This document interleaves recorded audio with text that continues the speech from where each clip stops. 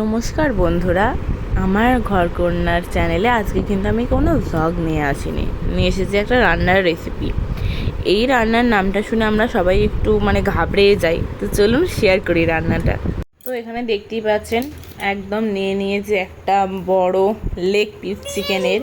তো এই লেগ পিসটা দিয়েই বানাবো, যেহেতু আমরা দুটো মানুষ, দুজনের জন্য দুটো নিয়ে নিই। এটারই অনেক বড় ছিল বলে একদম একটাতেই করেছি, আর প্রথমবার যেহেতু ট্রাই করবো ওই জন্য দুটোর ওপর আর রিস্ক নিলাম না।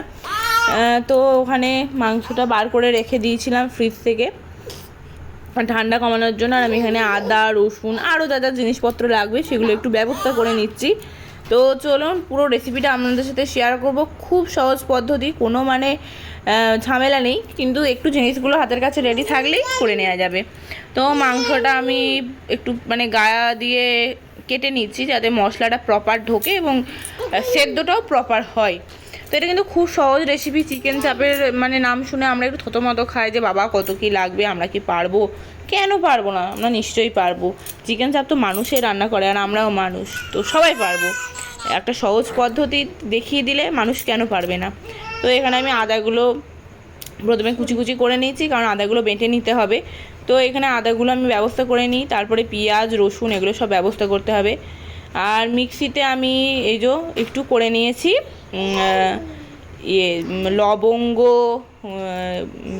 এলাচ, তারপরে আর হচ্ছে লবঙ্গ ছিল, এলাচ ছিল, এইগুলো ছিল। আমি ওই মশলাটা একটু মাংসর মধ্যে দিয়ে দিচ্ছি। আর ছিল এটা একদম আপনাদের হচ্ছে চাপ মশলা রেডি করেছিলাম। এর মধ্যে মোটামুটি লবঙ্গ ছিল, আমার মনে পড়লো, এতক্ষণে ভুলে গেছি, অনেক দিন পরে ভয়েস দিলে যা হয়। লবঙ্গ, এলাচ, গোলমরিচ, সাজিরে, জিরে, ধনে, জয়িত্রী, জায়ফল, বড় এলাচ, আর স্টার, যেটাকে মশলা স্টার হয়, ওটাও ছিল। তো এখানে দেখতেই পাচ্ছেন পেঁয়াজ আমি ছাড়িয়ে সেদ্ধ করে নিয়েছি, আমাদের পেঁয়াজ সেদ্ধটা লাগবে। তো এখানে পেঁয়াজ সেদ্ধটা আমি ব্যবস্থা করি। তারপরে ওইদিকে পেঁয়াজ সেদ্ধটা কিন্তু আমাদের বেটে রেডি করে রাখতে হবে। কড়াইয়ে একটু বাটার দিয়ে দিয়েছি, কারণ বাটারের কি হয়, সেন্টটা ভালো হয়। আর ওদিকে আমার মেয়ে চেঁচাচ্ছে আর গজরাচ্ছে। তো এদিকে সাদা তেলও ওর সঙ্গে একটু অ্যাড করে নিয়েছি। আপনারা চাইলে ঘিতেও করতে পারেন, পুরোপুরি বাটারেও করতে পারেন, আবার সাদা তেলেও করতে পারেন, কোনো অসুবিধা নেই। আর এতে একটু দিয়ে দিলাম বাটার চিকেনের মধ্যে। আর ওদিকে বেরেস্তা ভাজার জন্য আমি কিন্তু পেঁয়াজ একদম সরু সরু করে কেটে রেখেছি, কারণ আমাদের এখানে কিন্তু বেরেস্তারও পেস্ট লাগবে। আর এইখানে আমি বেরেস্তাটা ভেজে নেওয়ার জন্যই বাটারটা তেলটা গরম করতে দিলাম। তো ওখানে আমি গরম করেছি, তারপরে বেরেস্তাগুলো করে তুলে নিই। চলুন।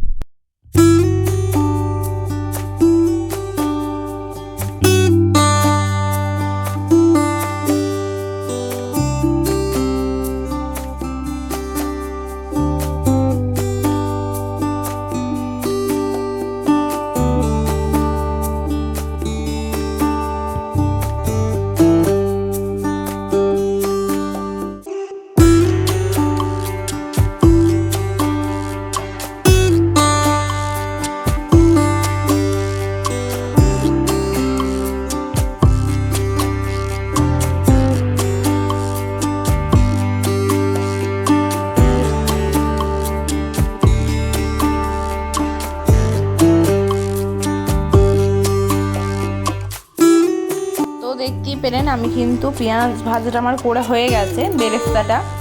তো আর এখানে আমি করে নিলাম কিন্তু পেঁয়াজ ভাজার যে মশলাটা করতাম ওটা করে নিলাম। আর এখানে আমি কিন্তু চিকেনে দিয়ে দিয়েছি পেঁয়াজের পেস্ট আর আদা রসুনের পেস্ট দিয়ে দিয়েছি। মশলাটা তো চাপের মশলাটা তো আগিয়ে দিয়ে দিয়েছিলাম, দিয়ে দিলাম। এবার পেঁয়াজ ভাজার যে বেরেস্তার মশলাটা সেটাও দিয়ে দিয়েছি। এখানে ভিজিয়ে রেখেছিলাম আমন্ড, কাজু আর পোস্ত। আপনারা চাইলে শুধু কাজু আর পোস্ত দেবেন, নাহলে আমন্ড আর পোস্ত দেবেন, চার মগজও দিতে পারেন। একটা দেবেন এরকম, শুধু পোস্ত দিলাম বা শুধু কাজু দিলাম বা শুধু আমন্ড দিলাম এরকম করবেন না। কিন্তু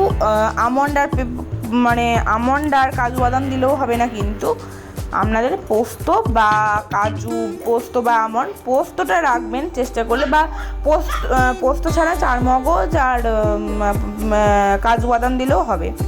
তো দিয়ে দিয়েছি দই, আতর, আর এবার দিচ্ছি একটু কেওড়ার জল। এক সিপি মতো দিচ্ছি, একটু মিঠা আতরও দিয়েছি। এবার কিন্তু যেটা আমি দিচ্ছি সেটা হচ্ছে আমুল দুধ। আমুল দুধ কিন্তু একদম স্কিপ করবেন না। আর আমি যেটা দিতে ভুলে গিয়েছিলাম সেটা হচ্ছে কিন্তু ছাতু আমি দিতে ভুলে গিয়েছিলাম। আপনারা একটু ছাতুটা ভেজে ওতে দিয়ে দেবেন। তো আমি প্রথমে কিন্তু মাংসটা পুরো ম্যারিনেট করে নেবো মশলা দিয়ে ম্যারিনেট করে রাখবো কিন্তু একদম 1 ঘন্টার ওপর। 1 ঘন্টা রাখার পরে এটার আবার প্রিপারেশন শুরু হবে। তো চলুন এখন ম্যারিনেশনটা কমপ্লিট করে নিই। তো এখানে আমার ম্যারিনেশন কমপ্লিট হয়ে গেছে, 1 ঘন্টা কমপ্লিট। তো এবার আমি কোটো ঢাকাটা খুলে নিচ্ছি। আর আমার কিন্তু দেখুন এখানে চিকেন কিন্তু মানে রেডি হওয়ার জন্য একদম ম্যারিনেশন কমপ্লিট। তো চলুন, এবার আমি একটা ভুল করে বসেছিলাম, কারণ মেয়েটা কাঁদছিল তো, আর আমার মানে ধৈর্য লাগছিল না, মেয়েটা ওদিকে কানের কাছে কেঁদেই যাচ্ছে। তো আমি করেছিলাম কি, এই কড়াইয়ের মধ্যে তেল আর বাটার গরম করে দিয়ে দিয়েছিলাম, কিন্তু পরে বুঝতে পারলাম যে ভুল করেছি, এতে উল্টানো খুবই প্রবলেম হচ্ছে। আর ঠিকমতো মাংসটা প্রপার ভাজা যাবে না, কারণ এতে কিন্তু মাংসটা আমাদের এই মশলা মাখিয়ে ভাজতে হবে এবং এতে তেল একটু বেশি লাগে। তো তারপর আমি এই প্যানেতে ওটাকে দিয়ে আবার ভাজতে শুরু করলাম। তো এখানে আমি মাংসটা ভাজছি আমি। তারপর মশলা ভাজা এপিট ওপিট হয়ে গেলে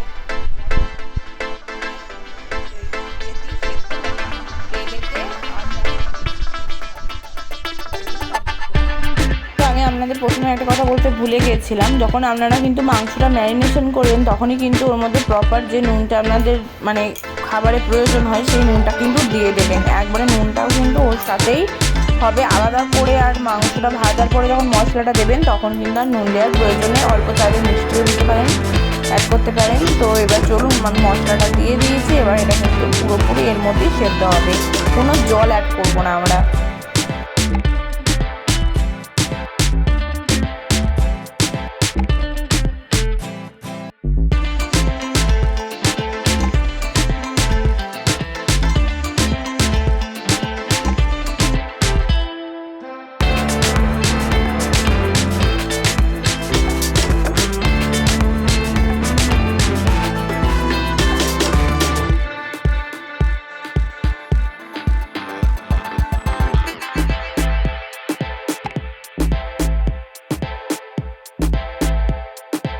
তো বন্ধুরা, আমাদের কিন্তু চিকেন চাপ রেডি। তো